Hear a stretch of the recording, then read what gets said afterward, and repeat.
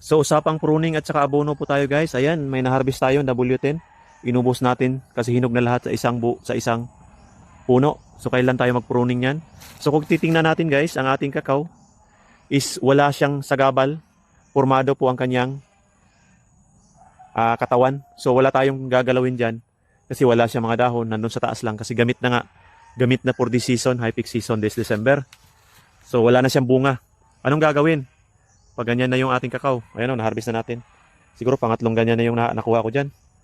So ang gagawin natin guys is mag-aabono na lang tayo. Iso-soil condition natin yung lupa sa abono natin. Lalagyan natin ng Kiomate soil conditioner. Halo natin sa ating abono. Gumamit po tayo ng Yara complete, pwede yun. Complete fertilizer po ng Yara. Yara Winner at saka Yara Nitabor. Paghaluin natin. 1:5 yung recommendation. Isang Nitrabor, 5 Winner.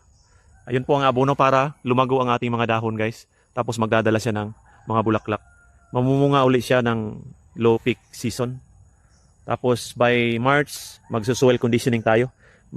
Tatapon tayo ng limestone. Huwag ngayon kasi tag-ulan pa ngayon eh.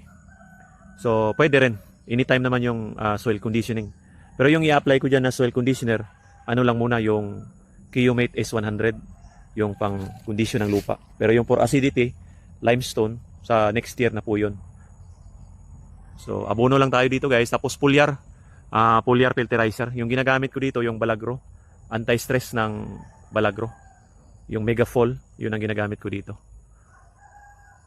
Yan. So, wala naman siyang butas-butas. So, hindi ako muna ng insecticide. Foliar lang muna ibubuhos ko dyan. Ayan. So lahat ito, ayan, may bunga, hindi pa na-harvest. Abunuhan natin para sabay-sabay. Ito hindi pa na-harvest. Yan, ito yung mga W10 dito.